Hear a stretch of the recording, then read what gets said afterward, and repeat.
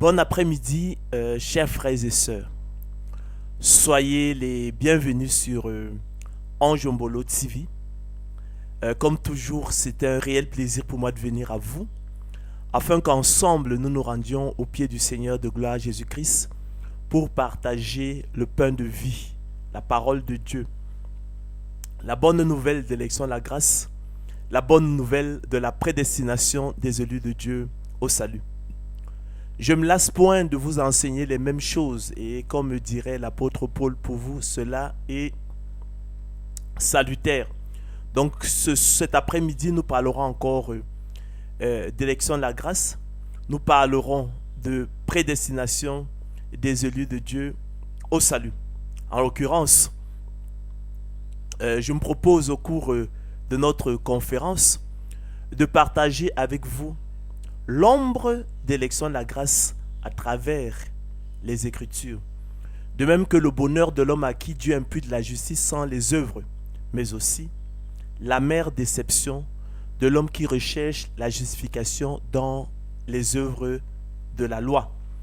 À travers les expériences personnelles de figures bibliques typiques que sont le fils prodigue de la parabole éponyme, son frère aîné, Méphibosheth, fils de Jonathan, fils de Saül, l'apôtre Paul, Saul de Tarse, le roi David, Joseph, ses frères, le roi Nebuchadnezzar, roi de Babylone, Job, le peuple d'Israël, Abraham, Sarah, Isaac, Jacob et le prophète Jérémie, dans le but d'exposer de manière mécanique et populaire, en raison de la difficulté manifeste du sujet, mais fidèlement, les deux voies de salut offertes par les Écritures, à savoir l'élection de la grâce d'une part et la loi d'autre part. L'objectif étant de faire clairement comprendre, chers frères et sœurs, téléspectateurs de Anjombolo TV, la supériorité de l'élection de la grâce sur la loi, qui entraîne la colère de Dieu, étant la puissance du péché, le ministère de la condamnation, le ministère de la mort, le ministère de la malédiction, inutile et impuissante à conduire l'homme au salut parce que le péché la rend sans force. L'élection de la grâce lui étant plus excellente car établie sur de meilleures promesses, des promesses inconditionnelles. Nous ambitionnons ainsi de faire comprendre la nécessité de l'élection de la grâce en raison du péché en l'homme qui nous condamne tous sans exception et ne disparaîtra qu'à la résurrection des justes lorsque ce corps corruptible revêtira l'incorruptibilité et ce corps mortel revêtira l'immortalité. Nous espérons ainsi, chers frères et sœurs, téléspectateurs de Anjombolo TV, faire comprendre le but de l'élection de la grâce, savoir d'une part le salut du peuple de Dieu qu'il a connu d'avance, qu'il a aimé d'avance. D'où aussi le bonheur de l'homme à qui Dieu impute la justice sans les œuvres. Et d'autre part, la gloire de Dieu, selon qu'il est écrit. Alors Dieu nous a élus avant la fondation du monde, écrit l'apôtre Paul. Dieu nous a choisis avant la fondation du monde. C'est le sens du verbe élire. Pour que nous soyons saints et répréhensibles devant lui.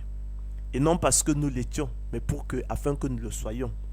Nous ayant prédestinés dans son amour à être ses enfants d'adoption par Jésus-Christ, selon le bon plaisir de sa volonté, à la louange de la gloire de sa grâce qu'il nous a accordée en son bien-aimé. D'où aussi l'idée biblique de prédestination, la prédestination selon le bon plaisir de la volonté de Dieu, et l'absurdité de la folle prétention de la propre justice.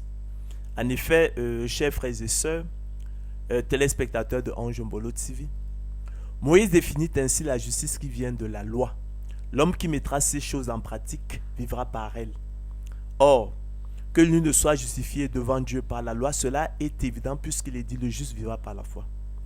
Mais voici comment parle l'élection de la grâce qui s'oppose dialectiquement à la loi. À celui qui ne fait point d'œuvre, mais qui croit en celui qui justifie l'impie. Sa foi au temps marqué, qui ne vient pas de lui, mais est un don de Dieu, lui est imputé à justice. L'élection de la grâce, de là, devant clairement être entendue comme l'imputation à l'homme par Dieu de la justice, sans les œuvres, selon qu'il est écrit.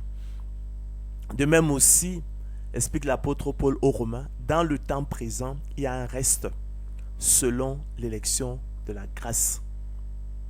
Or, si c'est par grâce, poursuit-il, ce n'est plus par les œuvres. Autrement, la grâce n'est plus une grâce. Ici, c'est pas les œuvres. Ce n'est plus une grâce. Autrement, l'œuvre n'est plus une œuvre. Quoi donc? C'est qu'Israël cherche, il ne l'a pas obtenu, mais l'élection l'a obtenu, afin que le dessein d'élection de Dieu subsista sans dépendre des œuvres et par la seule volonté de celui qui appelle. Car Dieu nous a sauvés, écrit-il, rappelle-t-il à Timothée, et nous a adressé une sainte vocation, non à cause de nos œuvres, mais selon son propre dessein et selon la grâce qui nous a été donnée en Jésus-Christ avant les temps éternels.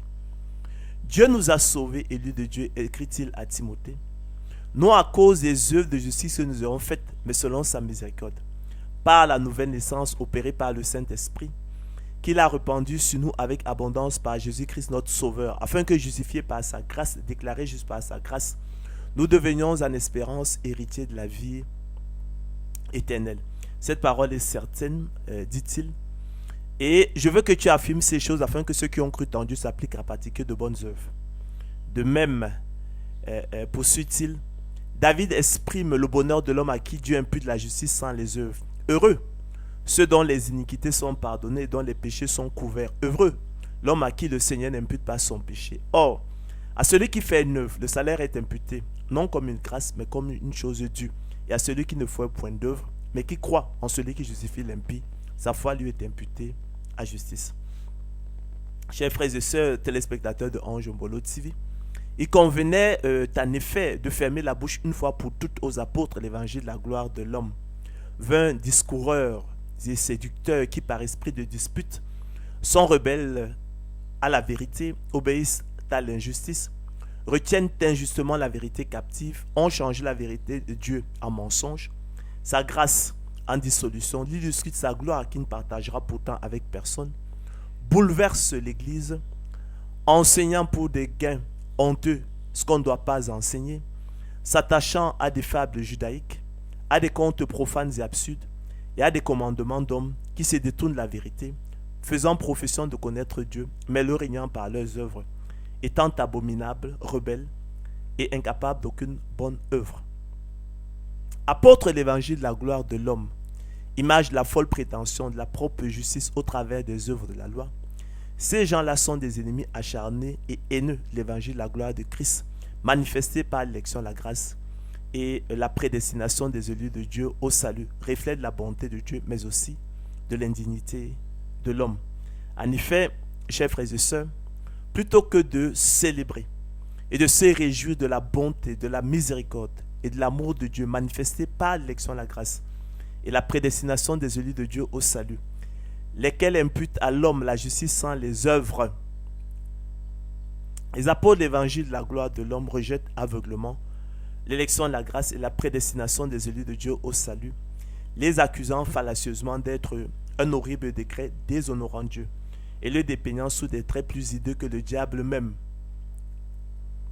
Voulant ainsi, comme si la loi constituait une option plus excellente, elle qui n'est ni moins ni plus que le ministère de la condamnation, le ministère de la mort, le ministère de la malédiction, ignorer l'inaccessibilité du salut à l'homme en dehors de l'élection de la grâce, qui, nous ne le dirons jamais assez, chers frères et sœurs, téléspectateurs de Ange Mbolo TV, n'est pas un plan de condamnation comme la loi, mais bien plutôt de miséricorde divine selon qu'il est écrit. Je fais grâce à qui je fais grâce, et miséricorde à qui je fais miséricorde.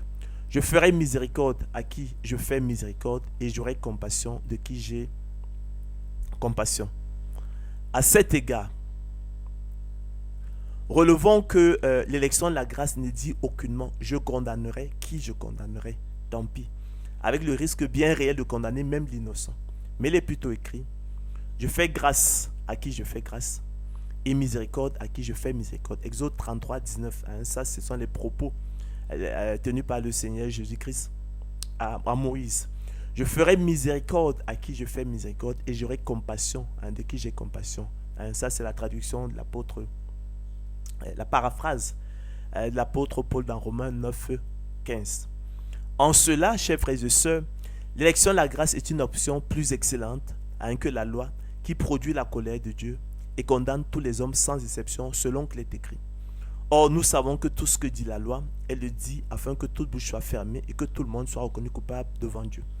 Car nul ne sera justifié devant lui par les œuvres de la loi, puisque c'est par la loi que vient la connaissance du péché. Mais maintenant, explique l'apôtre Paul, sans la loi est manifestée la justice de Dieu à laquelle rendent témoignage la loi et les prophètes. Justice de Dieu à laquelle rendent justice de Dieu par la foi en Jésus-Christ pour tous ceux qui croient. Il n'y a point de distinction, car tous, juifs et païens, ont péché et sont privés de la gloire de Dieu et sont gratuitement justifiés par sa grâce, par le moyen de la rédemption qui est en Jésus-Christ.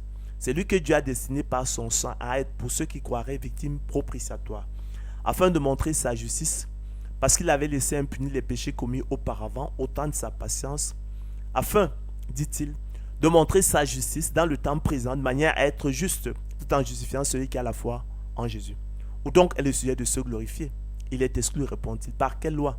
Pas la loi des œuvres, non, mais par la loi de la foi, ou plutôt par la loi du don de la foi. Car nous pensons, écrit l'apôtre Paul, que l'homme est justifié par la foi sans les œuvres de la loi. Ou plutôt, car nous pensons que l'homme est justifié par le moyen du don de la foi, sans les œuvres de la loi.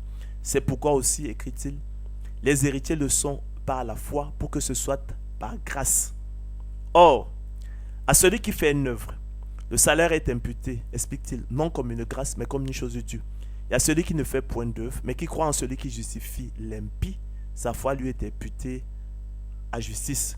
Car si les héritiers le sont par la loi, la foi est vaine et la promesse inconditionnelle est anéantie, parce que la loi produit la colère de Dieu et que là où il n'y a point de loi, il n'y a point non plus de transgression.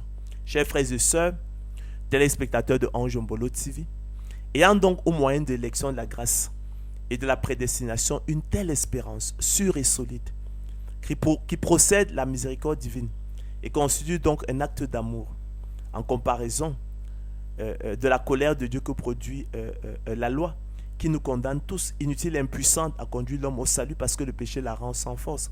Comment ne pas être euphorique et ne pas se réjouir avec le fils prodigue de la parabole éponyme, type des élus de Dieu, lequel, en dépit de son indignité, fut à son retour à la maison paternelle, accueilli avec faste par son Père, type du Père céleste, qui ému de compassion, courut, se jeta à son cou et le baisa, ordonna qu'on lui mette la plus belle robe, un anneau aux pieds, des souliers, un anneau aux doigts, des souliers aux pieds, et qu'on égorge le veau gras, qu'on le mange pour s'égayer et se réjouir du retour du fils prodigue à la maison paternelle, lui qui était mort et qui est revenu à la vie, lui qui était perdu et qui est retrouvé.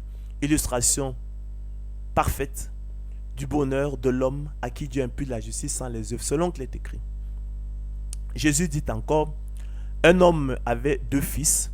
Le plus jeune dit à son père, mon père, donne-moi la part de bien qui doit me revenir. Et le père leur partagea son bien. Peu de jours après, le plus jeune fils ayant tout ramassé partit pour un pays éloigné où il dissipa son bien en vivant dans la débauche. Lorsqu'il eut tout dépensé, une grande famine survint dans ce pays et il commença à se trouver dans le besoin. Il alla se mettre au service d'un des habitants du pays qui l'envoya dans ses champs garder les pourceaux. Il aurait bien voulu se rassasier des carouges que mangeaient les pourceaux, mais personne ne lui en donnait. Étant rentré en lui-même, il se dit, combien de mercenaires chez mon père ont du pain en abondance, et moi ici je meurs de faim. Je me lèverai, se dit-il, j'irai vers mon père et je lui dirai, mon père, j'ai péché contre le ciel et contre toi. Je ne suis plus digne d'être appelé ton fils. Traite-moi comme l'un de tes mercenaires. Et il se leva et alla vers son père. Comme il était encore loin, son père le vit et fut ému de compassion. Il courut se jeter à son cou et le baisa.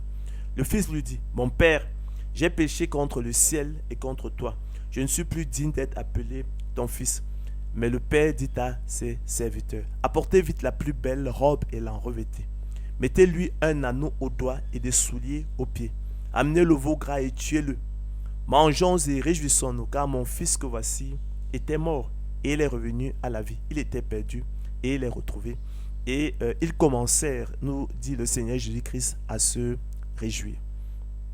Chers frères et sœurs, téléspectateurs de Ange Mbolo TV, relevons que la parabole du fils prodigue, dont le titre à juste titre a souvent été critiqué, certains commentateurs bibliques lui préférant celui de la parabole du père qui aimait ses fils révoltés.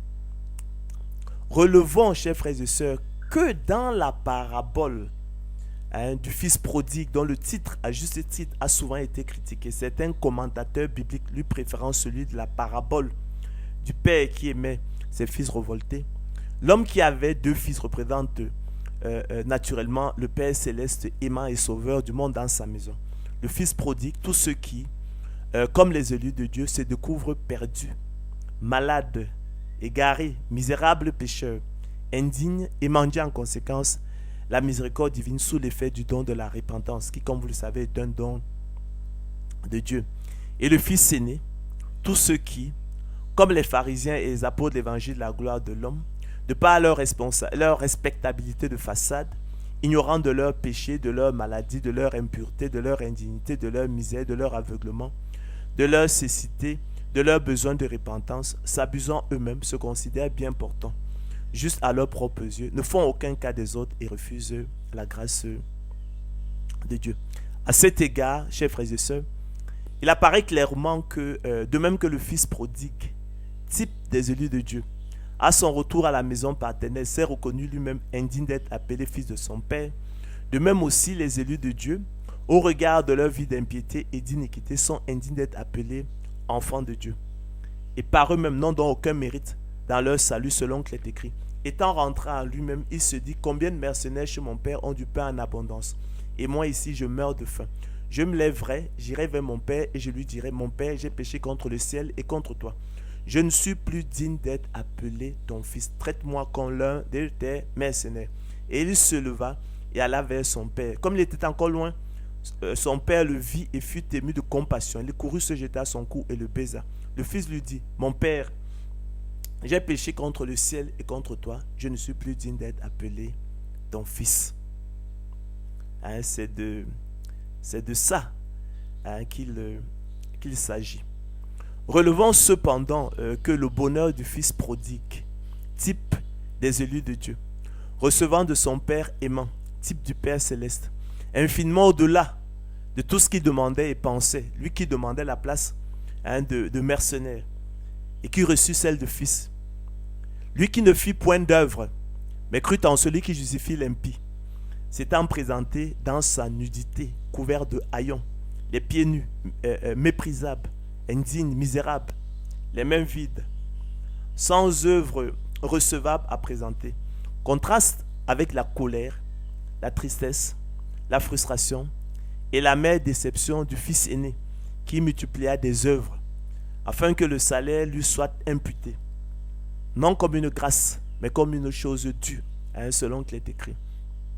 Or, le fils aîné était dans les champs.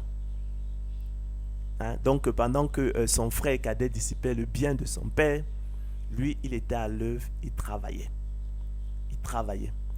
Lorsqu'il revint approcha de la maison, il entendit la musique et les danses. Il appela un des serviteurs et lui demanda ce que c'était. Ce serviteur lui dit: ton frère est de retour et parce qu'il l'a retrouvé en bonne santé, ton père a tué le veau gras. Il se mit en colère, nous dit le Seigneur Jésus-Christ, et ne voulut pas entrer. Son père sortit et le pria d'entrer. Mais il répondit à son père: voici, il y a tant d'années que je te sers sans avoir jamais transgressé tes lois. Et jamais tu ne m'as donné un chevreau pour que je me réjouisse avec mes amis. Et quand ton fils est arrivé, celui qui a mangé ton bien avec des prostituées, c'est pour lui que tu as tué le veau gras. Mon enfant, lui dit le père, tu es toujours avec moi et tout ce que j'ai est à toi. Mais il fallait bien s'égayer et se réjouir parce que ton frère que voici était mort et qu'il est revenu à la vie parce qu'il était perdu et qu'il est retrouvé. Que dirons-nous donc? Le fils prodigue, type des élus de Dieu, qui ne cherchait pas la justice en s'éloignant du Père, dans sa révolte ouverte, a obtenu la justice qui vient de la foi, tandis que le fils aîné qui cherchait une loi de justice n'est pas parvenu à cette loi. Pourquoi? Parce que le fils aîné l'a cherché, non pas à la foi, mais comme provenant des œuvres. Il s'est heurté contre la pierre d'achoppement selon qu'il est écrit. Voici, je mets en Sion une pierre d'achoppement et un rocher de scandale. Et celui qui croit en lui ne sera point confus. Frères, téléspectateurs de Ange Mbolo TV, le vœu de mon cœur et ma prière à Dieu pour lui, c'est qu'il soit sauvé. Et de même que le fils prodigue a autrefois désobéi et que par la grâce souveraine et inconditionnelle de Dieu, il a maintenant obtenu miséricorde, que de même, le fils aîné est maintenant désobéi afin que par la miséricorde qui a été faite au fils prodigue, il obtienne aussi miséricorde. C'est ainsi que nous devrions raisonner, hein, plutôt que de reprendre son père, hein, de contester les choix de son père. Il devrait plutôt se dire, il devrait plutôt souhaiter que l'infinie richesse, la bonté de son père, hein, qui a couvert effectivement le péché de son frère cadet, que la même miséricorde puisse s'appliquer à lui. C'est cela. Je lui rends le témoignage qu'il a du zèle pour Dieu, mais sans intelligence, ne connaissant pas la justice de Dieu. Et cherchant à établir sa propre justice, il ne s'est pas soumis à la justice de Dieu, car Christ est la fin de la loi, pour la justification de tous ceux qui croient. Nous ayant racheté la malédiction de la loi, étant devenue malédiction pour nous, car il est écrit, maudit est quiconque est pendu au bois, afin que nous ressuscitions par le moyen du don de la foi, l'Esprit qui avait été promis. Quoi donc? Ce que le Fils aîné cherche, il ne l'a pas obtenu, mais l'élection, la grâce, l'a obtenu. Car nous pensons que l'homme est justifié par le moyen du don de la foi, sans les œuvres de la loi. Ces choses, chers frères et sœurs, sont allégoriques. Car ces deux fils sont deux alliances. La loi d'une part, enfantant pour la servitude, la condamnation, la mort, la malédiction, la colère, la tristesse, la frustration et la mère déception. Car le fils aîné symbolise la loi, la promesse conditionnelle, l'évangile de la gloire de l'homme, qui est une impasse, une vaine illusion, une quête sans fin et inutile, le ministère de la condamnation, pour reprendre les mots de l'apôtre, les expressions de l'apôtre Paul, le ministère de la mort, le ministère de la malédiction, et un autre évangile, abusant l'homme en lui voilant sa misère, son impureté, son indignité, son néant, éloignant ainsi de son corps, de son cœur, la conviction de péché et la repentance nécessaire au salut. Mais le fils prodigue, lui, symbolise clairement l'élection de la grâce, la promesse inconditionnelle, le ministère de l'Esprit, le ministère de la justice, l'évangile, la gloire de Christ, la liberté, l'imputation à l'homme par Dieu de la justice sans les œuvres et le bonheur de l'homme à qui Dieu impute la justice sans les œuvres. Car le fils prodigue, c'est une nouvelle alliance, non de la lettre, mais de l'esprit. Car la lettre tue, mais l'esprit vivifie. Voyez-vous? Donc, nous autres élus de Dieu, nous servons en nouveauté de vie. Non selon la lettre de la loi qui a vécu, mais selon l'esprit de la loi. Car la lettre de la loi tue, mais l'esprit vivifie. Or, explique l'apôtre Paul, si le ministère de la mort, gravé avec des lettres sur des pierres, a été glorieux, au point que les fils d'Israël ne pouvaient fixer les regards sur le visage de Moïse à cause de la gloire de son visage, bien que cette gloire fût passagère, combien le ministère de l'Esprit ne sera-t-il pas plus glorieux? Si le ministère de la condamnation a été glorieux, le ministère de la justice est de beaucoup supérieur en gloire. Et sous ce rapport écrit-il, ce qui a été glorieux ne l'a point été à cause de cette gloire qui lui est supérieure. En effet, explique-t-il, si ce qui était passager a été glorieux, ce qui est permanent est bien plus glorieux. Ayant donc cette espérance, chers frères et sœurs, téléspectateurs de Ange Mbolo TV, nous usons d'une grande liberté. Et nous ne faisons pas comme Moïse qui mettait un voile sur son visage pour que les fils d'Israël ne fixassent pas les regards sur la fin de ce qui était passager. Mais ils sont devenus deux d'entendement. Car jusqu'à ce jour, le même voile demeure quand ils font la lecture des Écritures. Et il ne se lève pas parce que c'est en Christ qui disparaît. Jusqu'à ce jour, quand on lit les Écritures, un voile est jeté sur leur cœur. Mais lorsque les cœurs se convertissent au Seigneur, le voile est ôté. Or, le Seigneur, c'est l'Esprit. Et là où est l'Esprit du Seigneur, là est la liberté. Nous tous qui, le visage découvert, contemplons comme dans un miroir la gloire du Seigneur, nous sommes transformés à la même image de gloire en gloire, comme par le Seigneur l'Esprit. C'est pourquoi, ayant ce ministère, écrit l'apôtre Paul, selon la miséricorde qui nous a été faite, nous ne perdons pas courage. Nous rejetons les choses honteuses qui se font en secret. Nous n'avons pas une conduite astucieuse et nous n'altérons point la parole de Dieu. Mais en publiant la vérité, nous nous recommandons à toute conscience d'homme devant Dieu. Si notre évangile est encore voilé, écrit l'apôtre Paul, il est voilé pour ceux qui périssent, pour les incrédules dont le Dieu de ce siècle a aveuglé l'intelligence, afin qu'ils ne visent pas briller la splendeur de l'évangile, la gloire de Christ qui est l'image de Dieu. Nous ne prêchons pas nous-mêmes. C'est Jésus le Seigneur que nous prêchons. Et nous disons vos serviteurs à cause de Jésus. Car Dieu qui a dit la lumière brillera du sein des ténèbres a fait briller la lumière dans nos cœurs pour faire resplendir la connaissance de la gloire de Dieu sur la face de Christ. Nous portons ce trésor dans des vases de terre afin que cette grande puissance soit attribuée à Dieu et non pas à nous. Alors, chers frères et sœurs, téléspectateurs de Ange Mbolo TV, le bonheur de l'homme à qui Dieu impute la justice sans les œuvres, n'est-il que pour le fils prodigue la parabole éponyme?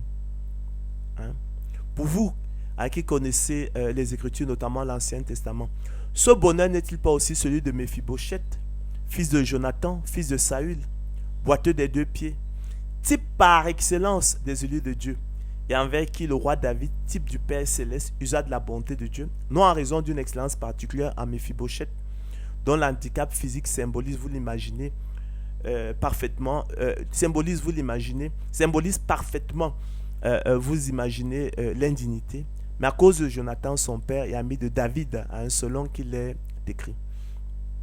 David régna sur Israël, et il faisait droit et justice à tout son peuple. Joab, fils de Thérouja, commandait l'armée. Josaphat, fils d'Achilud, était archiviste. Zadok, fils d'Achitub, et Achimelech, fils d'Abiatar, était sacrificateur. Suraja était secrétaire. Benaja, fils de Jéhojada, était chef des Kérétiens et des Pélétiens. Et les fils de David étaient ministres d'État. Tels étaient les hauts fonctionnaires de David. David dit: reste-t-il encore quelqu'un de la maison de Saül pour que je lui fasse du bien à cause de Jonathan? Il y avait un serviteur de la maison de Saül nommé Tsiba que l'on fit venir auprès de David. Le roi lui dit: es-tu Tsiba? Et il répondit: ton serviteur. Le roi dit: n'y a-t-il plus personne de la maison de Saül pour que j'use envers lui de la bonté de Dieu? Et Tsiba répondit au roi: il y a encore un fils de Jonathan perclus des pieds. Le roi lui dit: où est-il? Et Tsiba répondit au roi: il est dans la maison de Maki, fils d'Amiel, à Lodébar. Le roi David l'envoya chercher dans la maison de Maki, fils d'Amiel, à Lodébar. Et Méphibosheth, fils de Jonathan, fils de Saül, vint auprès de David, tomba sur sa face et se prosterna. David dit: Méphibosheth. Et répondit: voici ton serviteur. David lui dit: ne crains point, car je veux te faire du bien à cause de Jonathan ton père. Je te rendrai toutes les terres de Saül ton père, et tu mangeras toujours à ma table. Méphibosheth se prosterna et dit: qu'est ton serviteur pour que tu regardes un chien mort tel que moi? Le roi appela Tsiba, serviteur de Saül, et lui dit: je donne au fils de ton maître tout ce qui appartenait à Saül et à toute sa maison. Tu cultiveras pour lui les terres, toi, tes fils et tes serviteurs, et tu feras les récoltes afin que le fils de ton maître ait du pain à manger. Et Méphibosheth, fils de ton maître, mangera toujours à ma table. Or, Tsiba avait 15 fils et 20 serviteurs. Il dit au roi: ton serviteur fera tout ce que le roi, mon seigneur, ordonne à son serviteur. Et Méphibosheth mangea à la table de David comme l'un des fils du roi. Méphibosheth avait un jeune fils nommé Mika, et tous ceux qui demeuraient dans la maison de Tsiba étaient serviteurs de Méphibosheth. Méphibosheth habitait à Jérusalem, car il mangeait toujours à la table du roi. Il était boiteux des 2 pieds. Chers frères et sœurs, téléspectateurs de Ange Mbolo TV, dans ce récit de la bienveillance de David envers Méphibosheth, fils de Jonathan, fils de Saül, la table du roi représente le royaume de Dieu, souvent symbolisé par un repas, comme dans les cas de la parabole des noces et de la parabole des conviés, relatée par le Seigneur de gloire Jésus-Christ respectivement à Matthieu 22, 1, 14 et en Luc 14, 15 à 24. Le roi à table, prenant toujours son repas avec ses fils, représente le Père Céleste dans son royaume avec ses enfants. Et les fils du roi, mangeant toujours à la table du roi, représentent les enfants de Dieu dans le royaume des cieux. Ainsi, chers frères et sœurs, Méphibosheth, type par excellence, je l'ai dit, des élus de Dieu, mangeant toujours à la table du roi, comme l'un des fils du roi, lui qui n'avait rien pour plaire, il était perclus des pieds, et envers qui le roi David, type du Père Céleste, usa de la bonté de Dieu, non à cause de Méphibosheth lui-même, mais à cause de Jonathan son père et ami de David, est une autre brillante illustration du bonheur de l'homme à qui Dieu impute la justice sans les œuvres. À cet égard, relevons que l'étonnement de Méphibosheth, type par excellence des élus de Dieu, à l'annonce de la bonne nouvelle par le roi, type du Père Céleste, est hautement significatif. Lui qui, pleinement conscient de son indignité de manger toujours à la table du roi, comme l'un des fils du roi, se regarda alors lui-même comme un chien mort, selon qu'il est écrit. Méphibosheth se prosterna et dit, « Qu'est ton serviteur pour que tu regardes un chien mort tel que moi ?» Comme Méphibosheth, boiteux des deux pieds, indigne de manger toujours à la table du roi, comme l'un des fils du roi, type par excellence des élus de Dieu, et envers qui le roi David, type du Père Céleste, usa de la bonté de Dieu, non à cause d'un mérite particulier de Méphibosheth lui-même, mais selon son propre dessein, au nom de son amitié avec Jonathan son père, au nom de son amitié avec Jonathan son père. De même aussi, chers frères et sœurs, les élus de Dieu, eux que le Père Céleste adopte comme enfants dans sa famille en raison des seuls mérites de son Fils unique, le Seigneur de gloire Jésus-Christ, doivent-ils aussi, s'approchant du roi des cieux, tomber sur leur face et se prosterner, se regardant eux-mêmes comme des chiens morts, tels que Méphibosheth, sans aucun mérite, et envers lesquels l'Éternel use de sa grâce souveraine et inconditionnelle, selon le bon plaisir de sa volonté, son propre dessein, le conseil de sa volonté, sa miséricorde, à la louange et la gloire de sa grâce, qui nous a accordé en son bien-aimé. Soulignons, chers frères et sœurs, que le livre de Job se referme sur le même enseignement pratique. Lorsque son œil croisant la majesté divine, Job se condamne et se répand sur la poussière et sur la cendre, selon qu'il est écrit, « Mon oreille avait entendu parler de toi, mais maintenant mon œil t'a vu. C'est pourquoi je me condamne et je me répands sur la poussière et sur la cendre. » C'est pourquoi aussi, chers frères et sœurs, téléspectateurs de Ange Mbolo TV, je vous exhorte tous à méditer personnellement sur cet enseignement capital relatif à votre rencontre avec la majesté divine. En ce jour-là, quelle sera votre attitude et votre comportement lorsque vous serez introduit dans la présence de la majesté divine, lorsque votre œil croisera la majesté divine, grande par la force, par la justice, par le droit souverain, qui ne répond pas, ni ne porte les regards sur aucun sage, aux yeux de qui tous les habitants de la terre ne sont que néants, qui agit comme il lui plaît avec l'armée des cieux et avec les habitants de la terre, à la main de qui personne ne résiste, et à qui personne ne dit que fais-tu, et que les hommes doivent donc craindre. Ferez-vous simplement une légère et très respectueuse inclinaison de la tête, mettant ainsi votre confiance en la chair, vous regardant comme pur, comme l'or, net, sans iniquité, ayant en tête le souvenir frais de vos bonnes œuvres, de vos mérites, confiant en vous-même que le salaire vous est imputé non comme une grâce, mais comme une chose due, ou alors, comme Méphibosheth, conscient de votre indignité, de votre impureté, de votre néant, tomberez-vous sur votre face et vous prosternant, lui direz-vous, « Qu'est ton serviteur pour que tu regardes un chien mort tel que moi ?» Ferez-vous comme Job, qui se condamna lui-même et se répandit sur la poussière et sur la cendre, selon qu'il est écrit, « Mon oreille avait entendu parler de toi, mais maintenant mon œil t'a vu. C'est pourquoi je me condamne et je me répands sur la poussière et sur la cendre. » Mais telle doit être notre attitude, l'attitude de Méphibosheth et puis celle de Job, pour ne pas s'abuser soi-même.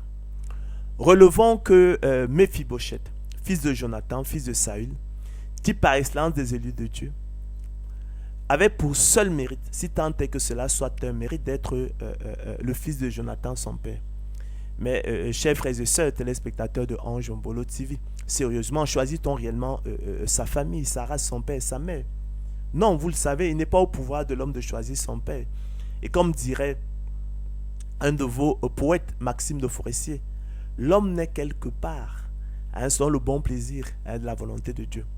Ainsi, même la naissance de Méphibosheth dans la maison de Jonathan, fils de Saül, laquelle lui valut le privilège de manger toujours à la table du roi, comme l'un des fils du roi, et encore l'œuvre souveraine et miséricordieuse de la main du Tout-Puissant, et une note de prédestination et de la souveraineté de Dieu dans son monde qu'il tient dans sa main.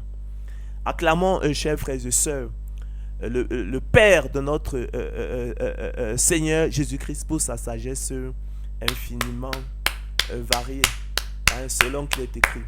Ô profondeur de la richesse, de la sagesse et de la science de Dieu, que ses jugements sont insondables et ses voies incompréhensibles. Car qui a connu la pensée du Seigneur ou qui a été son conseiller?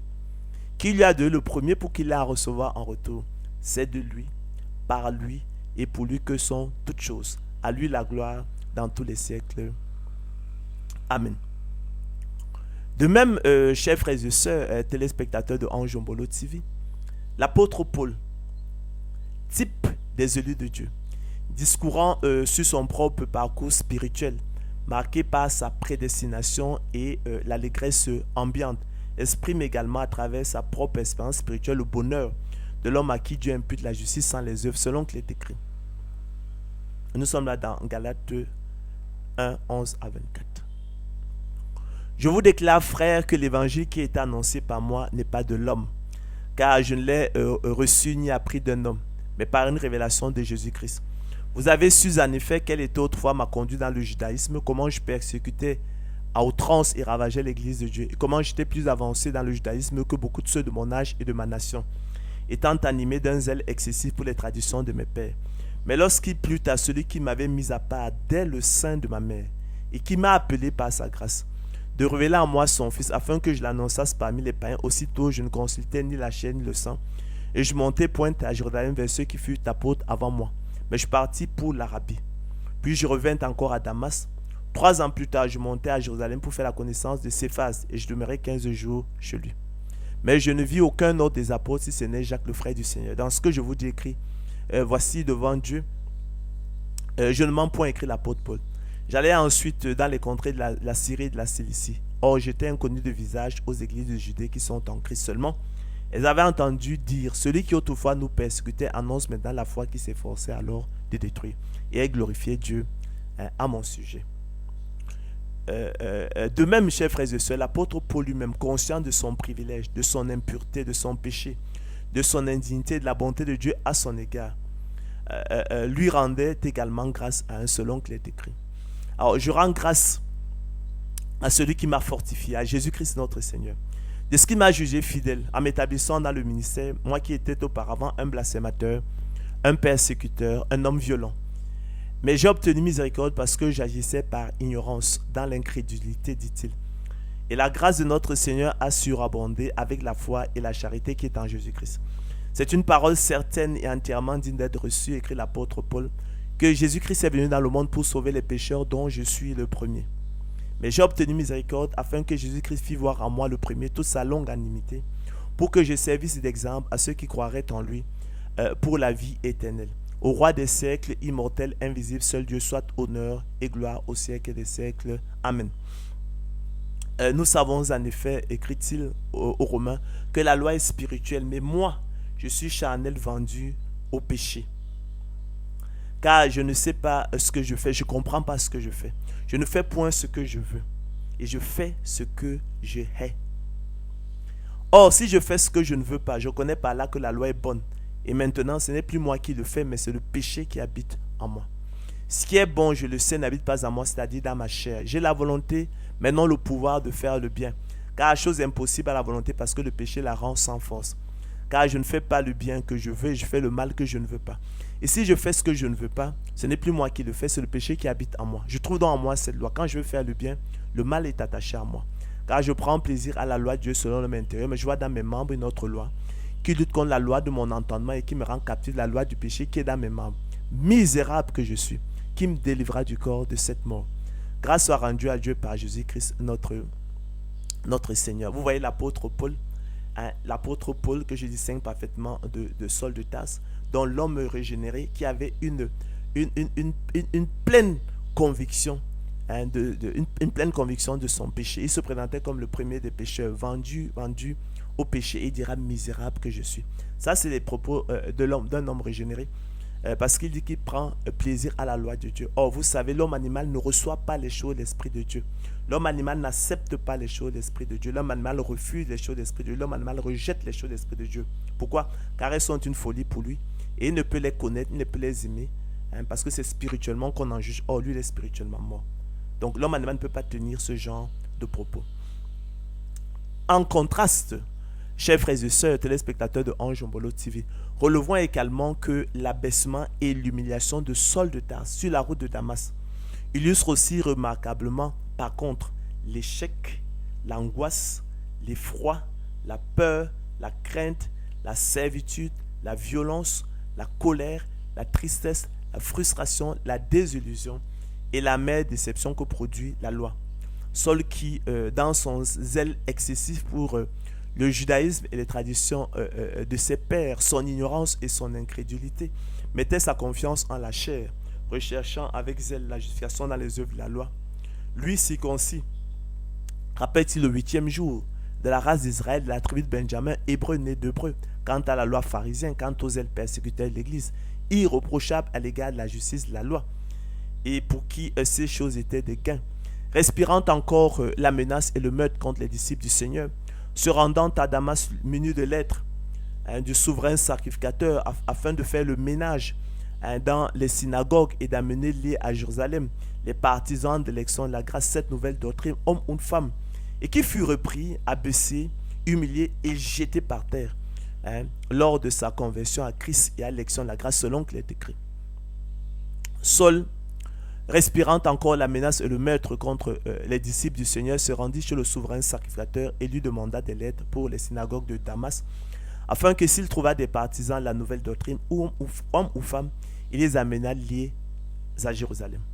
Comme il était en chemin et qu'il approchait de Damas, tout à coup, une lumière venant du ciel resplendit autour de lui. Il tomba par terre et il entendit une voix qui lui disait « Saul, Saul, pourquoi me persécutes-tu » Il répondit « Qui es-tu, Seigneur » Et le Seigneur dit « Je suis Jésus que tu persécutes. Il te sera dur de régimber contre les aiguillons. » Tremblant et saisi d'effroi, il dit « Seigneur, que veux-tu que je fasse » Et le Seigneur lui dit « Lève-toi, entre dans la ville et on te dira ce que tu dois faire. » Les hommes qui l'accompagnaient demeuraient stupéfaits. Ils entendaient bien la voix, mais ils ne voyaient personne. Saul se releva de terre, et quoique ses yeux furent ouverts, il ne voyait rien. On le prit par la main et on le conduisit à Damas. Il resta 3 jours sans voir et il ne mangea ni ne but.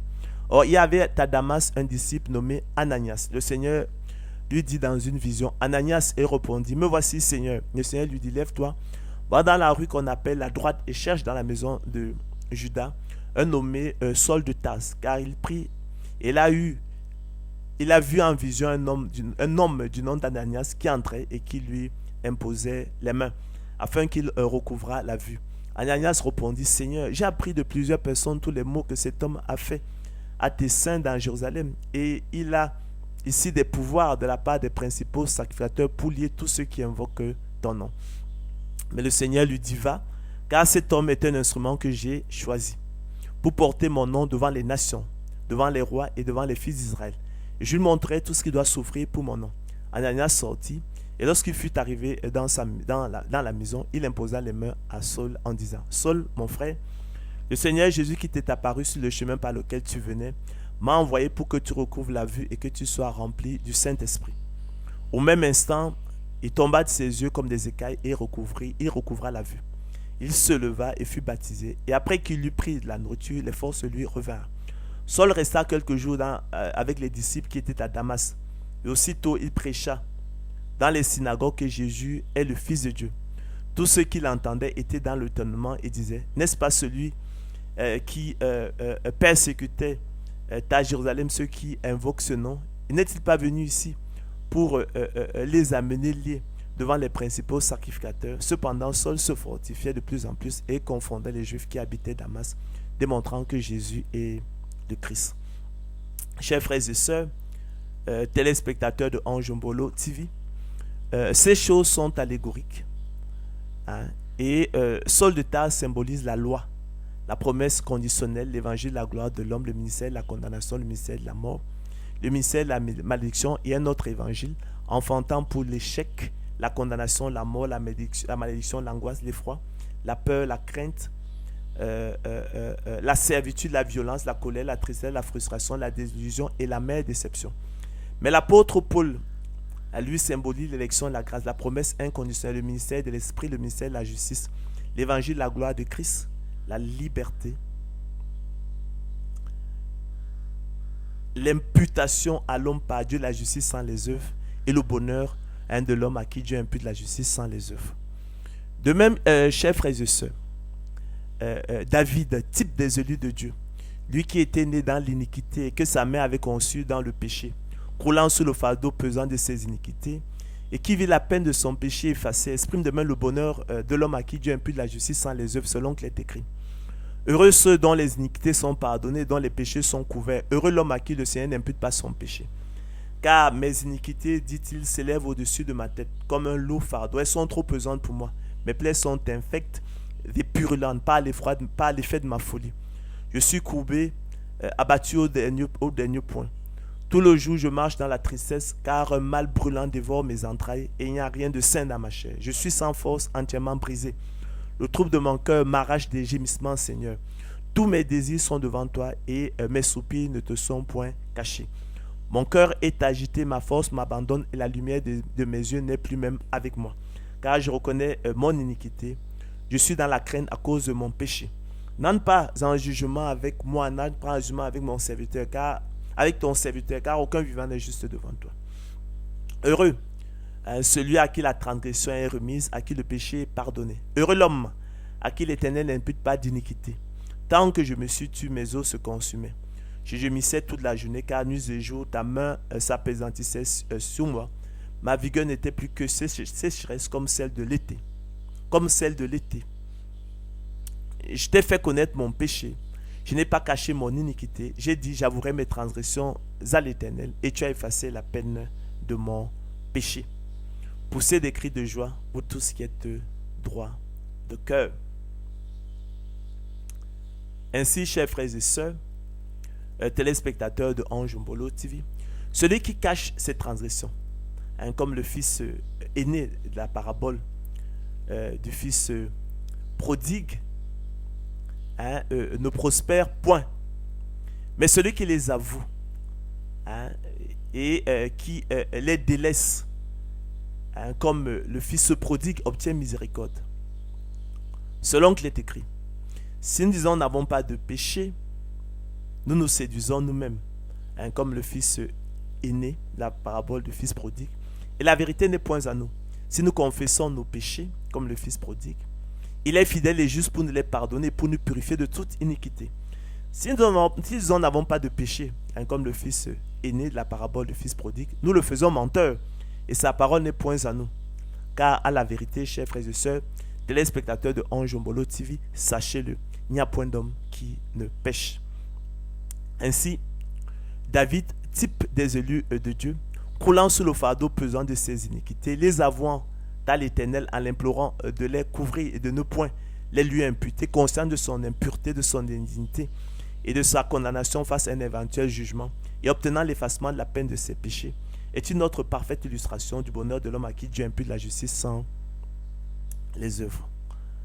De même, chers frères et sœurs, l'épisode de Joseph est type par excellence de Jésus, agneau sans défaut et sans tache, prédestiné avant la fondation du monde, prédestiné à recevoir la supériorité en gloire, en renom et en magnificence dans toute la maison de Jacob, son père, à travers les deux rêves prémonitoires de l'enfant, alors âgé de 17 ans, et manifesté avec puissance comme gouverneur du pays d'Égypte et sauveur d'Israël, usant de la bonté de Dieu envers ses frères et bourreaux, type des élus de Dieu, qui jadis le haïrent, complotèrent même de lui ôter la vie et le vendirent comme esclave pour se débarrasser de lui, et anéantir ainsi ses rêves, leur demandant de raconter à son père Jacob toute sa gloire en Égypte, et lui adressant l'invitation de le rejoindre dans le pays d'Égypte avec toute sa famille pour leur sauver la vie, illustre aussi brillamment, chers frères et sœurs, le bonheur de l'homme à qui Dieu impute la justice sans les œuvres, selon qu'il est écrit.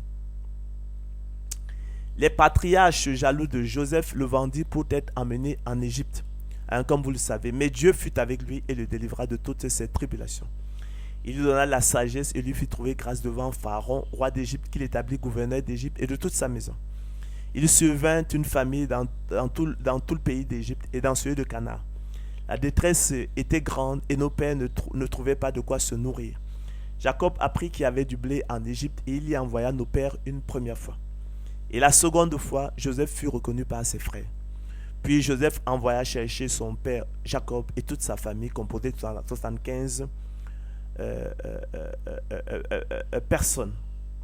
Selon qu'il est écrit, Joseph dit à ses frères, je suis Joseph, votre frère, que vous avez vendu pour être mené en Égypte. Maintenant, ne vous affligez pas et ne soyez pas fâchés de m'avoir vendu pour être conduit ici, car c'est pour vous sauver la vie que Dieu m'a envoyé devant vous. Voilà 2 ans que la famine est dans le pays. Pendant 5 années encore, il n'y aura ni labour ni moisson. Dieu m'a envoyé devant vous pour vous faire subsister dans le pays et pour vous faire vivre par une grande délivrance. Ce n'est donc pas vous qui m'avez envoyé ici, mais c'est Dieu. Il m'a établi père de Pharaon, maître de toute sa maison et gouverneur de tout le pays d'Égypte. Hâtez-vous de remonter auprès de mon père et vous lui direz, ainsi a parlé ton fils Joseph, Dieu m'a établi seigneur de toute l'Égypte. Descends vers moi, ne tarde pas. Tu habiteras dans le pays de Goshen et tu seras auprès de moi. Toi, tes fils, les fils de tes fils, tes brebis et tes bœufs et tout ce qui est à toi.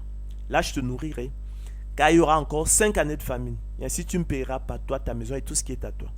Vous voyez de vos yeux, et mon frère Benjamin voit de ses yeux que c'est moi-même qui vous parle. Racontez à mon père toute ma gloire en Égypte et tout ce que vous avez vu. Et vous ferez descendre ici mon père au plus tôt.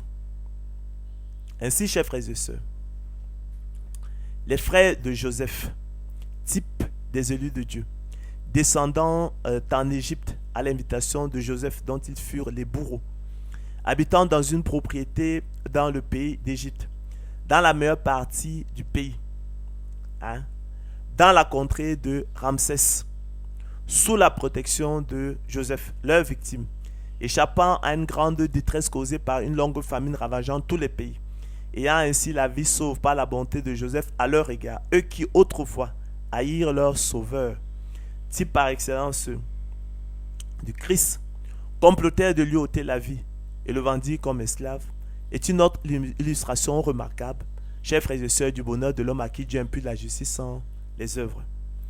De même que Joseph, type par excellence de Jésus, usa de la bonté de Dieu envers ses frères, type des élus de Dieu, qui en étaient absolument indignes au regard de leur vie d'impiété et d'iniquité, comme en témoigne leur crime odieux à l'égard de l'enfant alors âgé de 17 ans. De même aussi, chers frères et sœurs, le Père Céleste use de sa bonté envers ses élus qui en sont également absolument indignes au regard de leur vie d'impiété et d'iniquité. À cet égard, relevons que Joseph fut lui-même type des élus de Dieu, heureux de toute sa gloire finale en Égypte, sauveur d'Israël, réalisant contre son gré le dessein arrêté d'avance par Dieu et qui lui fut révélé avec puissance à l'âge de 17 ans à travers 2 songes prémonitoires de l'enfant qui vécut l'arrachement de la maison paternelle comme un enlèvement et un vol, demandant avec angoisse et vainement à ses frères jaloux, sanguinaires et haineux de lui faire grâce, mais qui ne l'écoutèrent point, mais le vendit comme esclave à des Ismaélites qui l'amenèrent en Égypte contre son gré, illustre également parfaitement, chers frères et sœurs, le bonheur de l'homme à qui Dieu impute la justice sans les œuvres. De même, chers frères et sœurs, l'espérance de Nebuchadnezzar, roi de Babylone, type des élus de Dieu, louant, exaltant et glorifiant le roi des cieux, après son humiliation et son repentir, le Très-Haut, après le temps marqué, lui a rendu la gloire de son royaume, sa magnificence et sa splendeur, illustre également parfaitement le bonheur de l'homme à qui Dieu impute la justice sans les œuvres, selon qu'il est écrit. Et on va aller au pas de course parce que le temps imparti commence à tirer à son thème. Nous sommes là dans Daniel 4.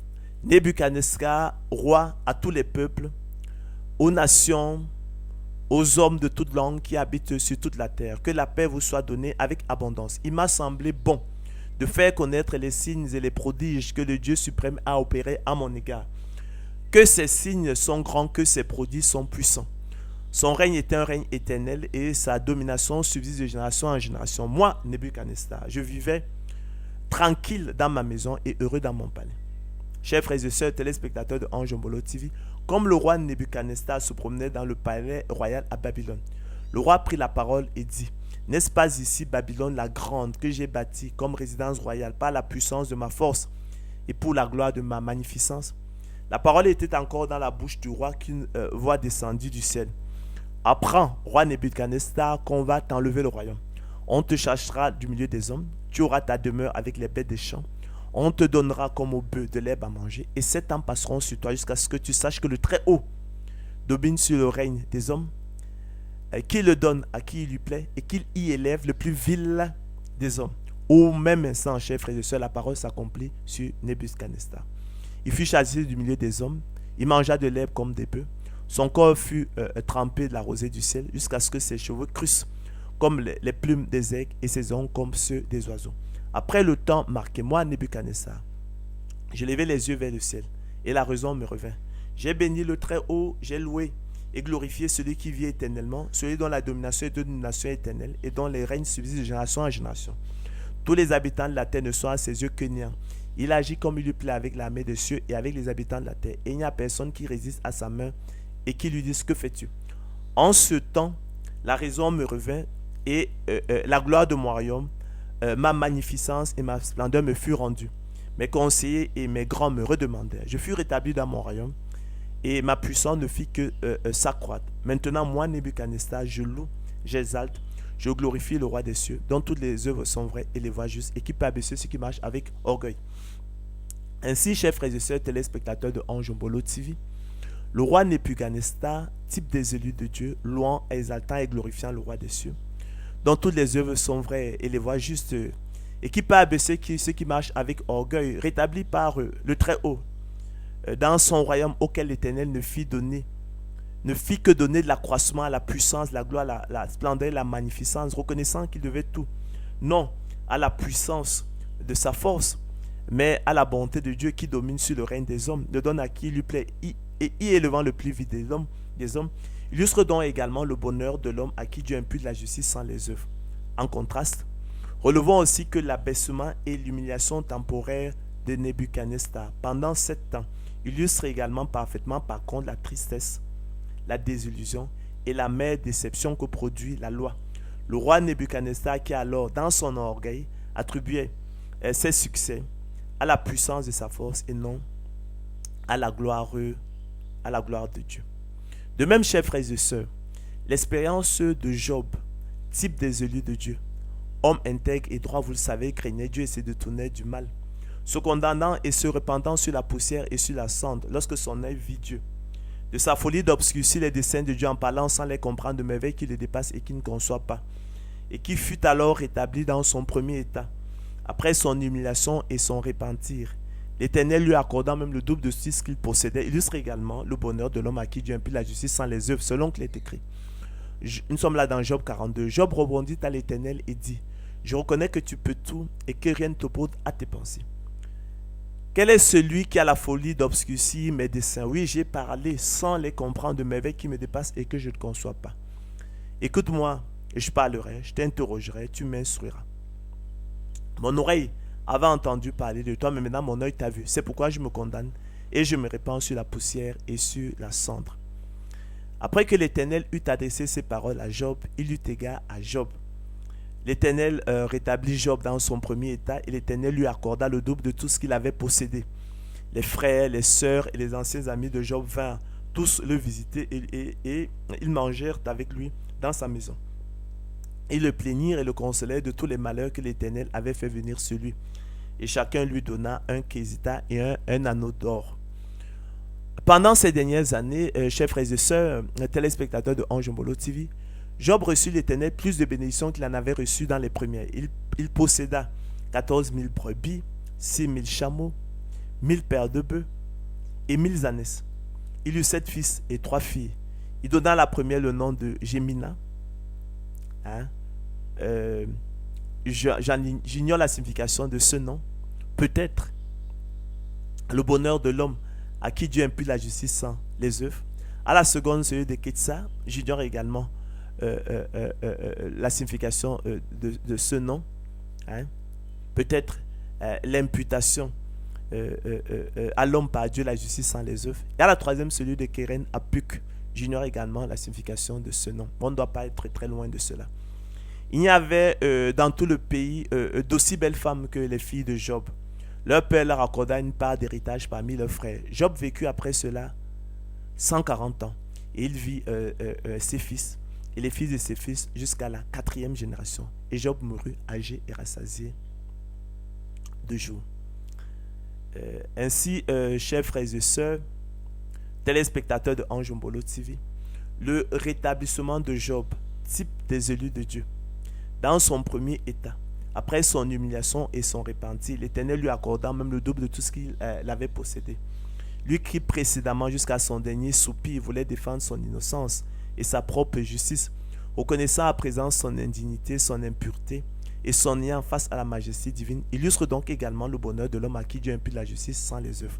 En contraste, relevons également que l'abaissement et l'humiliation temporaire de Job, couplés à ses errements, illustrent aussi parfaitement par contre la tristesse, la colère, la frustration, la désillusion et la désillusion et l'amère déception que produit la loi. Job, qui alors, dans l'aveuglement et l'obscurité de son ignorance, se proposait jusqu'à son dernier soupir de défendre son innocence et de se justifier devant Dieu, car son cœur ne lui faisait de repos sur aucun jour de sa vie. Hein? Selon qu'il est écrit, loin de moi la pensée de vous donner raison. Jusqu'à mon dernier soupir, je défendrai mon innocence. Je tiens à me justifier et je ne faiblirai pas. Ça sent bien que je ne suis pas coupable, je n'ai commis aucune violence et ma prière fut toujours pure. Et qui déclarait par conséquent à qui voulait l'entendre, je suis pur, je suis sans péché, je suis net, il n'y a point à moi d'iniquité. Dieu sait quelle voie j'ai suivie, et s'il m'éprouvait, je sortirais pur comme l'or.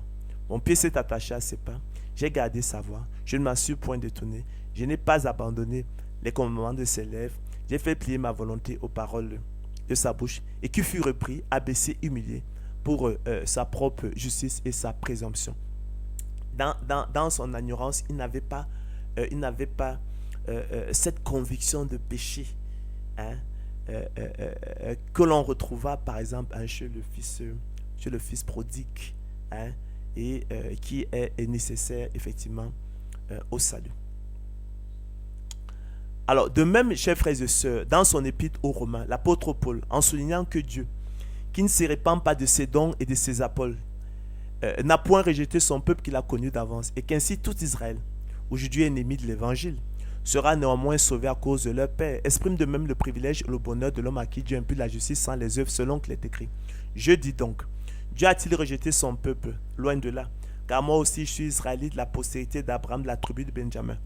Dieu n'a point rejeté son peuple qu'il a connu d'avance, qu'il a aimé d'avance, dès avant la fondation du monde. Et savez-vous, parce que l'Écriture apporte de lui, comment il adresse à Dieu cette plainte contre Israël? Seigneur, ils ont tué tes prophètes, ils ont renversé tes otages, je suis resté moi seul et cherche à m'ôter la vie. Mais quelle réponse Dieu lui fait-il? Je me suis réservé 7000 hommes qui, comme toi, n'ont point fléchi le genou devant Baal et ne fléchiront point le genou devant Baal. C'était donc trompé, n'était pas seul. Dieu avait mis à part 7000 hommes qui, comme lui, étaient des élus de Dieu et qui ne fléchiront point le genou devant Baal. De même aussi, explique-t-il, dans le temps présent, explique l'apôtre Paul, dans le temps présent, il y a un reste selon l'élection de la grâce. Or, si c'est par grâce, nous l'avons vu, ce n'est plus par les œuvres. Autrement, la grâce n'est plus une grâce. Et si c'est par les œuvres, ce n'est plus une grâce. Autrement, l'œuvre n'est plus une œuvre. Quoi donc? C'est qu'Israël cherche, il l'a pour obtenir, l'élection l'a obtenue. Car je ne veux pas, frère, écrit l'apôtre Paul, que vous ignoriez ce mystère, afin que vous ne vous gardiez point comme sages. C'est de ça qu'il s'agit. C'est qu'une partie d'Israël est tombée dans l'endurcissement jusqu'à ce que la totalité des païens soit entrée. Et ainsi, tout Israël sera sauvé selon qu'il est écrit. Le libérateur viendra de Sion et détournera de Jacob les impiétés. Et ce sera mon alliance avec eux lorsque je tairai leur péché. En ce qui concerne l'évangile, ils sont ennemis à cause de vous. Mais en ce qui concerne l'élection, ils sont aimés à cause de leur Père. Ils ne sauraient en être autrement. Hein?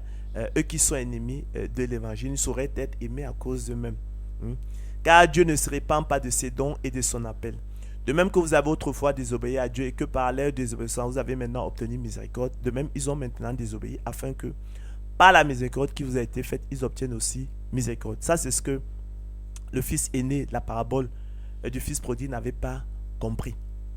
De même, le prophète Malachie, prophétisant sur Jacob, l'élu de Dieu, exprime de même le privilège et le bonheur de l'homme à qui Dieu impute la justice sans les œuvres, selon qu'il est écrit.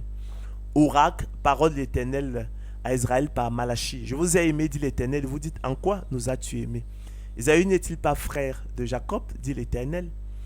Cependant, j'ai aimé Jacob et j'ai eu de la haine pour Ésaü. J'ai fait de ces montagnes une solitude. J'ai livré son héritage au chacal du désert. Si Édom dit, nous sommes détruits, nous relèverons les ruines, ainsi par l'Éternel des armées, qu'il bâtisse, je renverserai. Et on les appellera pays de la méchanceté, pays contre lequel l'Éternel est irrité pour toujours. Vos yeux le verront et vous direz, grand est l'Éternel par-delà les frontières d'Israël. En effet, comme vous le savez, chers frères et sœurs, il en fut ainsi de Rebecca qui conçut du seul Isaac notre père. Car quoique les enfants ne fussent pas encore nés et qu'ils n'eussent fait ni bien ni mal, afin que le dessein d'élection de Dieu subsistât sans dépendre des œuvres et par la seule volonté de celui qui appelle. Il fut dit à Rebecca, l'aîné sera assujetti au plus jeune. Selon qu'il est écrit, j'ai aimé Jacob et j'ai haï Ésaü. Que dirons-nous donc? Écrit l'apôtre Paul. Y a-t-il en Dieu de l'injustice? Loin de là. Car il a dit à Moïse, je ferai miséricorde à qui je fais miséricorde et j'aurai compassion de qui j'ai compassion. Ainsi donc, cela ne dépend ni de celui qui veut, ni de celui qui court, mais de Dieu qui fait miséricorde. De même, dans ses épîtres aux Romains et aux Galates, l'apôtre Paul, en rappelant le privilège de Sarah, d'Isaac et des enfants de la promesse, type des élus de Dieu, exprime de même le bonheur de l'homme à qui Dieu impute la justice sans les œuvres, selon qu'il est écrit. Ce n'est point à dire que la parole de Dieu soit restée sans effet. Car tous ceux qui descendent d'Israël ne sont pas Israël. Et pour les enfants d'Abraham ne sont pas tous sa postérité. Mais il est dit, en Isaac sera nommé pour toi une postérité. C'est-à-dire que ce ne sont pas les enfants de la chair qui sont enfants de Dieu, mais que ce sont les enfants de la promesse qui sont regardés comme la postérité. Voici en effet la parole, la promesse. Je reviendrai à cette même époque. Et Sarah aura un fils. Mes enfants, écrit l'apôtre Paul aux Galates, pour qui j'éprouve de nouveau les douleurs de l'enfantement jusqu'à ce que Christ soit formé en vous. Je voudrais être maintenant auprès de vous échanger le langage car je suis dans l'inquiétude à votre sujet. Dites-moi, vous qui voulez être sous la loi, n'entendez-vous point la loi, vous apôtres l'évangile de la gloire de l'homme? Car il est écrit qu'Abraham eut 2 fils, un de la femme esclave et un de la femme libre. Mais celui de l'esclave naquit selon la chair et celui de la femme libre naquit en vertu de la promesse. Ces choses sont allégoriques car ces femmes sont 2 alliances. L'une du mont Sinaï enfantant pour la servitude, c'est Agar, car Agar c'est le mont Sinaï en Arabie. D'accord? Le mont Sinaï, effectivement, où les tables qui nous renvoient aux tables de la loi, où les tables de la loi furent données à Moïse. Et elle correspond à la Jérusalem actuelle qui est dans la servitude avec ses enfants. Mais la deuxième d'en haut est libre, c'est notre mère. Car il est écrit, réjouis-toi, stérile, toi qui n'enfantes point, éclate épouse des cris. Toi qui n'as pas éprouvé les douleurs de l'enfantement, car les enfants de la délaissée seront plus nombreux que les enfants de celles qui étaient mariées. Pour vous, frères, comme Isaac, vous êtes enfants de la promesse. Et de même qu'alors, celui qui était né selon la chair persécutait celui qui était né selon l'esprit, ainsi en est-il encore maintenant. Donc ne vous étonnez pas de l'hostilité haineuse des apôtres de l'évangile et de la gloire de l'homme à votre égard. Mais que dit l'Écriture? Chasse l'esclave et son fils, car le fils de l'esclave n'héritera pas avec le fils de la femme libre. C'est pourquoi, frères, nous ne sommes pas enfants de l'esclave, mais de la femme libre. C'est pour la liberté que Christ nous a affranchis. Demeurez donc fermes, écrit l'apôtre Paul, et ne vous laissez pas de mettre de nouveau sous le joug de la servitude de la loi. Ainsi, chers frères et sœurs, comme Isaac, type des élus de Dieu, tous les élus de Dieu, tous les héritiers de Dieu sont enfants de la promesse, ou plutôt enfants de la promesse inconditionnelle, un pur miracle de Dieu. Leur arrivée au monde est céleste, surnaturelle et miraculeuse, obéissant, non à la volonté de la chair, non à la volonté de l'homme, mais à celle de Dieu, selon son propre dessein arrêté dès avant la fondation du monde, sans aucune considération de quelque capacité humaine, ou plutôt, en raison précisément de l'absolue incapacité humaine. Tel est le privilège des élus de Dieu. Enfant de la promesse comme Isaac, miracle de Dieu selon son propre dessein, et qui illustre donc également à la perfection le bonheur de l'homme à qui Dieu impute la justice sans les œuvres.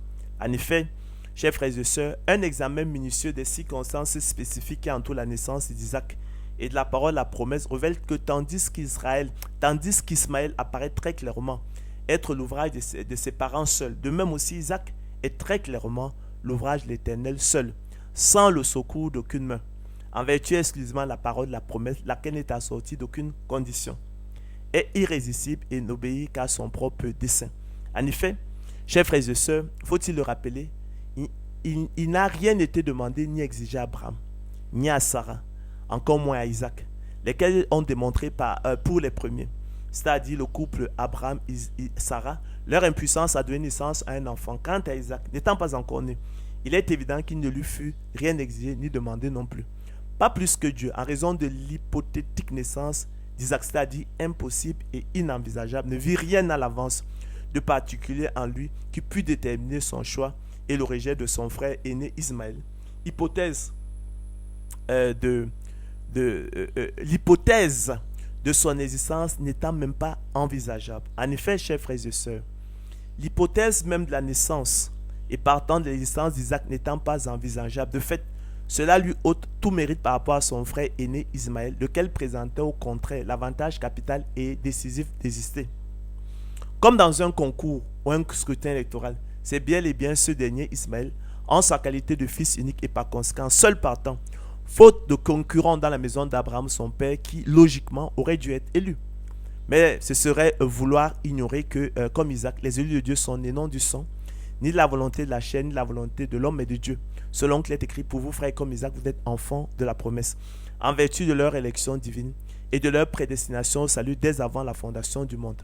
De plus, chers frères et sœurs, relevons que ni Abraham, ni Sarah, ni Isaac, ni personne d'autre n'ont rien demandé à l'Éternel dans cette affaire. En l'occurrence, Abraham et Sarah ont affiché leur réserve à l'égard du propre dessein de Dieu arrêté dès avant la fondation du monde et exprimé dans sa promesse, projet dont ils étaient totalement étrangers et ne s'y reconnaissaient absolument pas. À cet égard et pour mémoire, permettez-moi de rappeler tout d'abord qu'avant la naissance d'Isaac, Sarah, épouse d'Abraham, ne lui avait point donné d'enfant.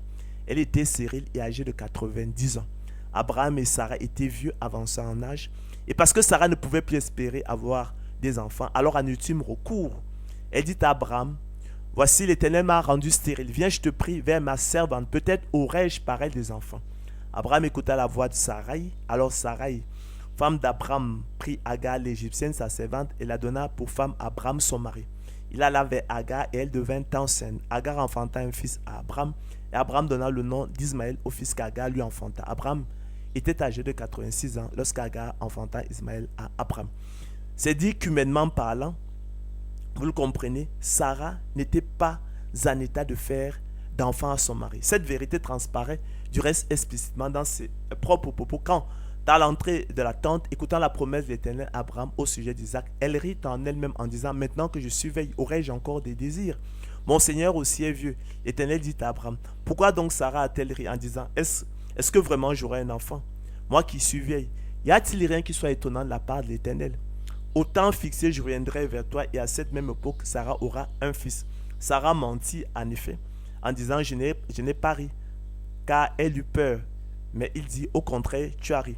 On retrouvera le même scepticisme après la naissance d'Isaac lorsqu'elle dit, Dieu m'a fait un sujet de rire, quiconque l'apprendra rira de moi. Et elle ajouta, qui aurait dit à Abraham, Sarah allaitera des enfants, cependant je lui ai enfanté un fils dans ma vieillesse. Soulignons que le scepticisme ne fut pas le monopole de Sarah. En effet, Abraham lui-même afficha en son temps la même incrédulité face à la promesse de l'Éternel selon qu'il est décrit. Dieu dit à Abraham, tu ne donneras plus à Sarai, ta femme, le nom de Sarai, mais son nom sera Sarah. Je la bénirai et je te donnerai d'elle un fils. Je la bénirai et elle deviendra des nations. Des rois et des peuples sortiront d'elle. Abraham tomba sur sa face, il rit, il dit en son cœur, naîtrait-il un fils à un homme de 100 ans et Sarah âgée de 90 ans, enfantera-t-elle? Et Abraham dit à Dieu, oh, qu'Ismaël vive devant ta face. Dieu dit certainement, Sarah, ta femme, t'enfantera un fils et tu l'appelleras du nom d'Isaac. J'établirai mon alliance avec lui comme une alliance perpétuelle pour sa postérité après lui. À l'égard d'Ismaël, je t'ai exaucé, voici, je le bénirai, je le rendrai fécond, je le multiplierai à l'infini. Il engendrera 12 princes et je ferai de lui une grande nation. mais j'établirai mon alliance avec Isaac, que Sarah t'enfantera à cette époque-ci l'année prochaine. Ainsi, chers frères et sœurs, comme Isaac, les élus de Dieu sont enfants de la promesse, un pur miracle de Dieu. Et leur arrivée au monde est céleste, surnaturelle et miraculeuse, obéissant au propre dessein de Dieu. On a donc là, chers frères et sœurs, le bonheur de l'homme à qui Dieu impute la justice sans les œuvres.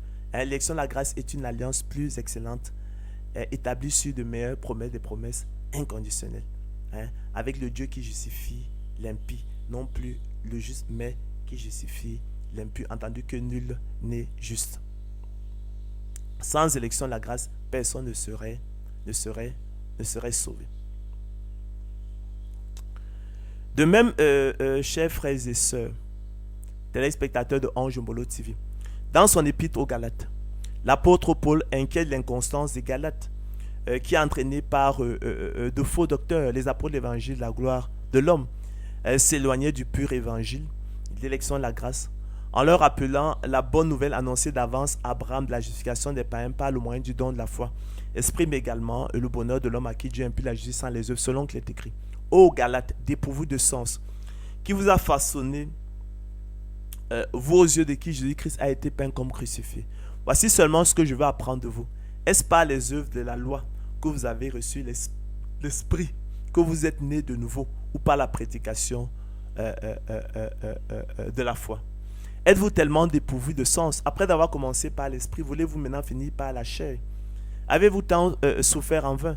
Si toutefois c'est en vain, celui qui vous accorde l'esprit, qui vous fait naître de nouveau, et qui opère des miracles parmi vous, le don des miracles, le fait-il donc par les œuvres de la loi ou par la prédication de la foi? Comme Abraham crut à Dieu, que cela lui fut imputé à justice, reconnaissez donc que ce sont ceux qui ont la foi qui sont fils d'Abraham. Aussi l'Écriture, prévoyant que Dieu justifierait les païens par la foi, a d'avance annoncé cette bonne nouvelle à Abraham. Toutes les nations seront bénies en toi, de sorte que ceux qui croient sont bénis avec Abraham, le croyant.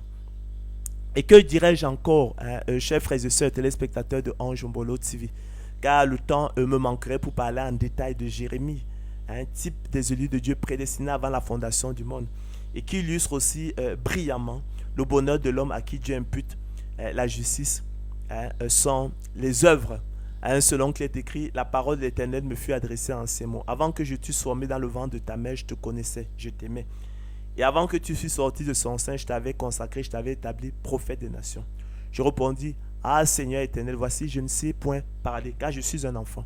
Et l'Éternel me dit, ne dis pas, je suis un enfant, car tu iras vers tous ceux auprès de qui je t'enverrai, et tu diras tout ce que je t'ordonnerai. Ne les crains point, car je suis avec toi pour te délivrer, dit l'Éternel. Puis l'Éternel étendit sa main et toucha ma bouche. Et l'Éternel me dit, voici, je mets mes paroles dans ta bouche. Regarde, je t'établis aujourd'hui sur les nations et sur les royaumes pour que tu arraches et que tu abattes, pour que tu ruines et que tu détruises, pour que tu bâtisses et que tu plantes.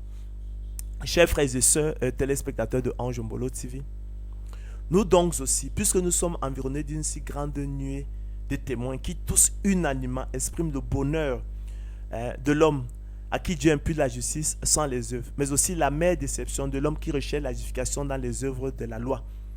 Nous avons parcouru tour à tour le fils prodigue, la parabole éponyme, qui symbolisait l'élection de la grâce, son frère aîné qui symbolisait effectivement l'évangile de la gloire de l'homme, la loi. Nous avons vu le cas de Méphibosheth, type par excellence des élus de Dieu. Nous avons vu l'apôtre Paul, type des élus de Dieu, Saul de Tarse, type qui symbolisait la loi.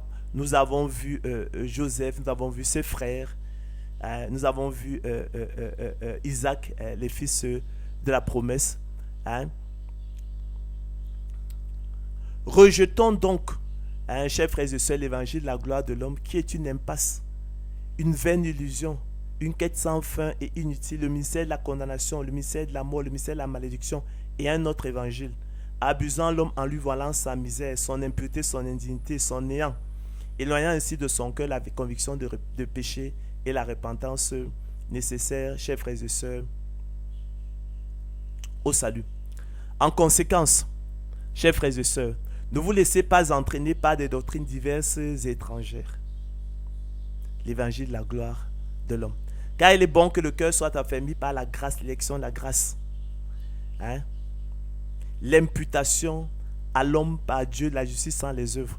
Et non pas des aliments qui n'ont servi à rien, de rien à ceux qui sont... Et non pas des aliments qui n'ont servi de rien à ceux qui s'y sont attachés. Comme le fils aîné de la parabole du fils prodigue, qui n'en a récolté que colère, tristesse, frustration et amère déception. En effet, Jésus-Christ est le même hier, aujourd'hui et éternellement. C'est pourquoi aussi souligne l'apôtre Paul, je me lasse point de vous écrire les mêmes choses et pour vous cela est salutaire. C'est ce que moi-même également je fais sur Ange Mbolo TV. Prenez garde aux chiens, dit-il, prenez garde aux mauvais ouvriers, prenez garde aux faux circoncis, prenez garde aux apôtres de l'évangile de la gloire de l'homme. Car les circoncis, écrit-il, c'est nous qui rendons à Dieu notre culte par l'Esprit de Dieu, qui nous glorifions en Jésus-Christ et qui ne mettons point notre confiance en la chair. Moi aussi, écrit-il, cependant, j'aurais sujet de mettre ma confiance en la chair. Si quelque autre croit pouvoir se confier en la chair, je le puis bien davantage. Moi, circoncis le 8e jour de la race d'Israël, la tribu de Benjamin, hébreu né d'hébreu, quant à la loi pharisien, quant aux ailes persécuteurs de l'Église, irréprochable à l'égard de la justice de la loi. Mais ces choses qui étaient pour moi des gains, je les ai regardées comme la boue, écrit-il, à cause de Christ, à cause de l'élection de la grâce, une alliance plus excellente, établie sur de meilleures promesses, des promesses inconditionnelles. Que demandons-nous de plus? Et même je regarde toutes choses, dit-il, comme de la boue à cause de l'excellence, de l'élection de la grâce. Cette alliance plus excellente, établie sur de meilleures promesses, des promesses inconditionnelles.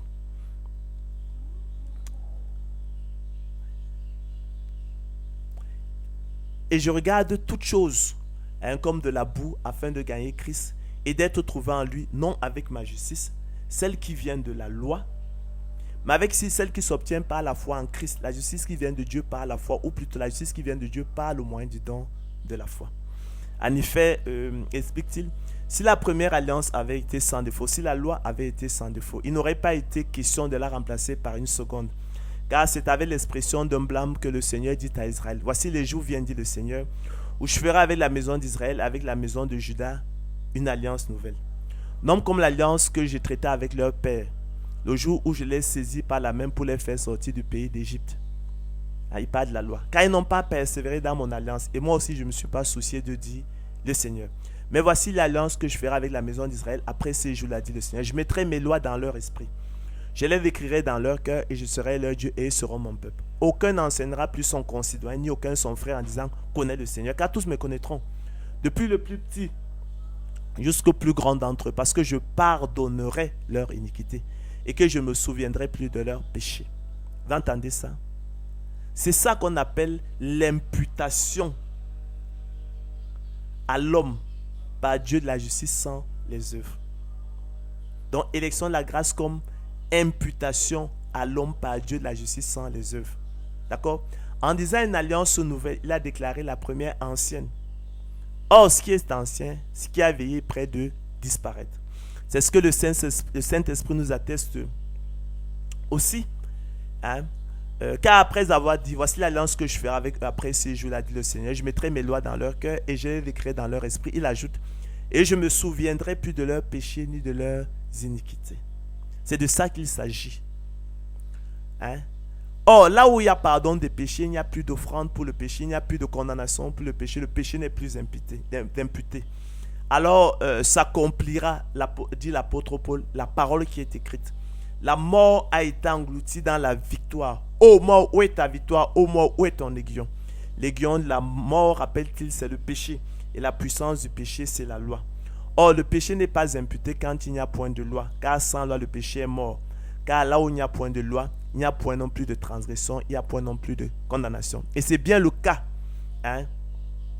de la foi, de l'élection de la grâce, de la prédestination des vœux de Dieu au salut, qui ne procède pas de la loi, selon qu'il est écrit. Or, la loi ne procède pas de la foi. La loi ne ressemble pas à la foi. Elles n'ont aucun point commun, aucun trait de ressemblance. Mais elle dit, celui qui mettra ces choses en pratique vivra par elles.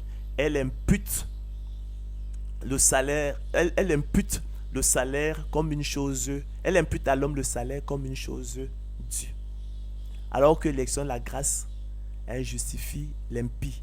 Elle impute à l'homme la justice sans les œuvres. En cela, elle est une alliance plus excellente car établie sur de meilleures promesses et promesses inconditionnelles. Ainsi donc, chers frères et sœurs, élus de Dieu, maintenant, nous élus de Dieu, été dégagés de la loi, explique l'apôtre Paul, étant morts par le corps de Christ. Vous savez que nous sommes le corps de Christ. Nous sommes ses membres, chacun pour sa part. Étant donc morts par le corps de Christ à cette loi sous laquelle nous étions retenus, de sorte que nous servons dans un esprit nouveau, et non selon la lettre qui a vieilli.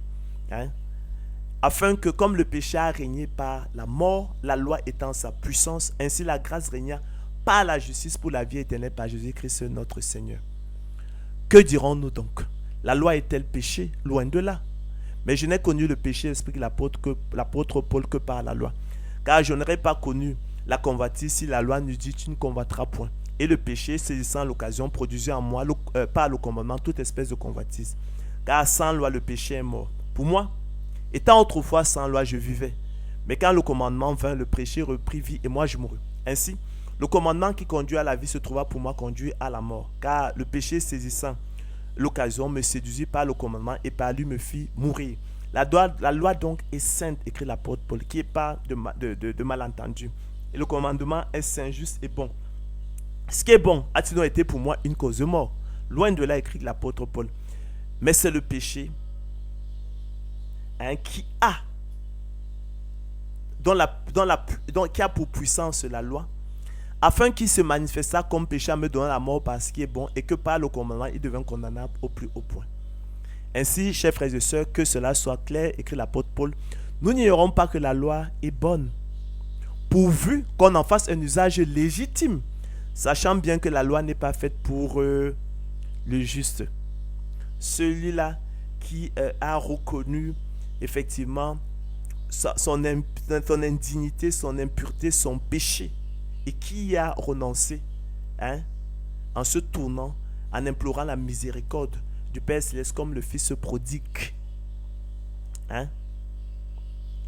Mais pour les méchants et les rebelles, les impies et les pécheurs, les irréligieux et les profanes, donc pour les cœurs purs, la loi n'est pas faite pour les cœurs purs, mais pour les méchants et les rebelles, les impies et les pécheurs, les irréligieux et les profanes, les parricides, les meurtriers, les impudiques, les infâmes, les voleurs d'hommes, les menteurs, les parjures et tout ce qui est contraire à la saine doctrine, conformément à l'évangile de la gloire du Dieu bienheureux, évangile qui m'a été confié, écrit l'apôtre Paul à Timothée, lui rappelant de recommander à certaines personnes de ne pas enseigner d'autres doctrines et de ne pas s'attacher à des fables et à des généalogies sans fin, qui produisent des discussions plutôt qu'elles n'avancent le livre de Dieu dans la foi.